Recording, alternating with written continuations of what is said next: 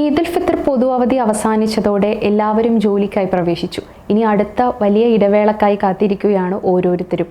ആ വർഷത്തെ പൊതു അവധികൾ പ്രഖ്യാപിച്ചപ്പോൾ തന്നെ യാത്രയ്ക്കായി മുൻകൂട്ടി പ്ലാൻ ചെയ്തവരാണ് ഓരോരുത്തരും.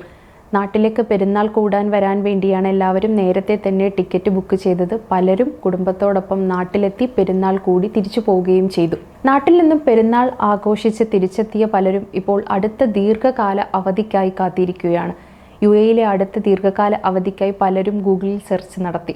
എല്ലാ വർഷത്തെ പോലെ തന്നെ നീണ്ട അവധി ദിവസങ്ങൾ തന്നെയാണ് ഇത്തവണയും UAE ഉള്ളത്.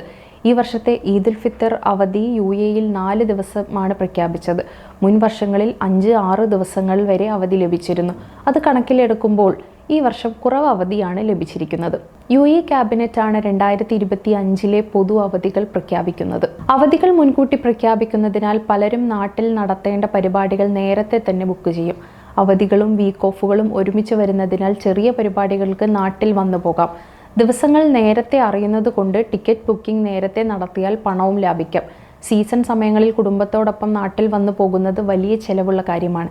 നേരത്തെ ബുക്ക് ചെയ്താൽ വലിയ സാമ്പത്തിക ബാധ്യതയില്ലാതെ നാട്ടിൽ വന്ന് കുടുംബത്തോടൊപ്പം തിരിച്ചു പോകാൻ സാധിക്കും. എന്നാൽ ഇനി വരാൻ പോകുന്നത് 4 പ്രധാനപ്പെട്ട അവധി ദിവസങ്ങളാണ്. അറഫ ദിനം, വലിയ പെരുന്നാൾ, ഇസ്ലാമിക പുതുവർഷം, UAE ദേശീയ ദിനം എന്നിവയാണിത്. ജൂൺ 10 അറഫ ദിനം വരുന്നത്. ഇസ്ലാമിലെ ഏറ്റവും പുണ്യമായി കണക്കാക്കപ്പെടുന്ന അറഫ ദിനം, തുടർന്ന് ഈദ് അൽ അദ്ഹ അതായത് വലിയ പെരുന്നാൾ. ചന്ദ്രദർശനത്തെ ആശ്രയിച്ചായിരിക്കും ഈ അവധി ദിവസങ്ങൾ UAE പ്രഖ്യാപിക്കുക. ഇതിനകം പൊതു അവധിയായി പ്രഖ്യാപിച്ച ജൂൺ 6 വെള്ളിയാഴ്ച അറഫ ദിനം വരുമെന്നാണ് പ്രതീക്ഷിക്കുന്നത്. അങ്ങനെയാണെങ്കിൽ വലിയ പെരുന്നാൾ അവധി ജൂൺ 7 ശനിയാഴ്ച മുതൽ ജൂൺ 9 തിങ്കളാഴ്ച വരെ ആകാനാണ് സാധ്യത.